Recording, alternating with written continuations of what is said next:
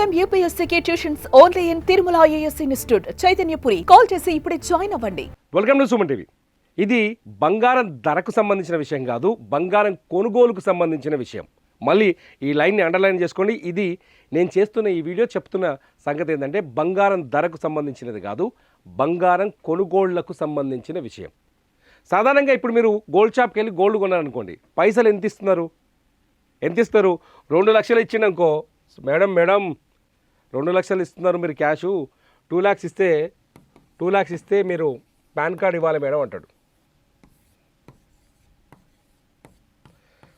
2 లక్షల కంటే ఎక్కువ బంగారం కొనుగోలు చేస్తే అది నువ్వు చెక్ రూపంలో ఇస్తావో, క్యాష్ రూపంలో ఇస్తావో, ఏ రూపంలో ఇస్తావో, 2 లక్షల కంటే నువ్వు గోల్డ్ దాన్ని మించి నువ్వు గోల్డ్ కొనుగోలు చేస్తే చచ్చినట్టు పాన్ కార్డ్ నెంబర్ ఇవ్వాల్సిందే.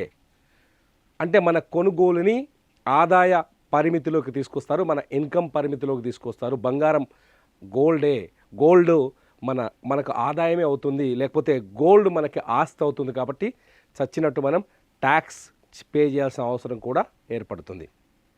ఇప్పుడు జరుగుతుంది అదే. ఈవెన్ క్యాష్ అయినా సరే 2 లక్షల వరకు క్యాష్ కొనుగోలని ఇప్పటిదాకా అలో చేశారు. 2 లక్షలు దాటితే క్యాష్ తీసుకునే వాళ్ళు కాదు. పేమెంట్ ఎట్లా ఉండదంటే 2 లక్షల వరకు మనం క్యాష్ ఇవ్వచ్చు, డైరెక్ట్ క్యాష్ ఇస్తే తీసుకునేవాళ్ళు. 2 లక్షల కంటే ఎక్కువ కొనుగోలు ఉంటే ఖచ్చితంగా చెక్ పేమెంట్ అడిగేవాళ్ళు. ఇప్పటిదాకా జరిగింది అదే కదా. సో ఇక్కడ గుడ్ న్యూస్ ఏంటంటే, ఈసారి ఇక్కడున్న గుడ్ న్యూస్ ఏంటంటే, నిర్మలమ్మ ఒక వరం ఇవ్వబోతోంది. ఇస్తారని ఒక అంచనా అయితే కొనసాగుతుంది. ఎందుకంటే ఆర్థిక పరిస్థితులు లెక్కలు అవన్నీ చూస్తుంటే నిర్మలమ్మ కొత్త వరం ఇచ్చే అవకాశం కనిపిస్తుంది. ఈసారి బంగారం కొనుగోలు విషయంలో పాన్ కార్డ్ పరిమితిని 5 లక్షలకు పెంచే ఛాన్స్ కనిపిస్తోంది. 5 లక్షల వరకు మనం పాన్ కార్డు లేకుండానే, పాన్ నెంబర్ ఇవ్వకుండానే బంగారం షాప్లో కావచ్చు, నగల షాప్లో కావచ్చు, మనం బంగారం కొనుగోలు చేసుకోవచ్చు. ఈసారి 5 లక్షల వరకు. ఏది 5 లక్షలు దాటితే, ఇప్పటిదాకా 2 లక్షలు దాటితే మన పాన్ కార్డు అడుగుతున్నారు కదా, ఇక నుంచి 5 లక్షలు దాటితేనే permanent account number, PAN number అడుగుతారు. లేకపోతే 5 లక్షల లోపు ఎంత బంగారం కొన్నా పాన్ నెంబర్ అడిగే ఛాన్సెస్ లేవు.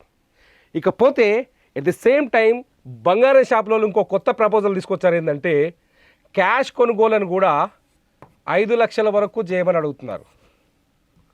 ఇప్పటిదాకా 2 లక్షల వరకు క్యాష్ కొనుగోలుకు అనుమతి ఇచ్చారు కదా. సో ఇక్కడ నుంచి గోల్డ్ కొనుగోలు అంటే ఎట్లాగో దీన్ని 5 లక్షలకు పరిమితి చేసే ఛాన్సెస్ ఉన్నాయి. కాబట్టి at the same time cash కొనుగోలను కూడా మీరు 5 లక్షల వరకు అనుమతి ఇవ్వండి. 5 లక్షల వరకు పైసలు తీసుకుపోయి కొనుక్కునే అవకాశం ఇవ్వండి. ఇస్తే చాలా మంచిగా ఉంటుంది. ఈ నిర్ణయం పైన ధనవంతులు ఎలా ఆలోచిస్తారో తెలియదు, కానీ సామాన్యులకు మాత్రం చాలా యూస్ఫుల్గా ఉండే నిర్ణయం ఇది. సామాన్యులకు చాలా ఉపయోగపడే నిర్ణయం.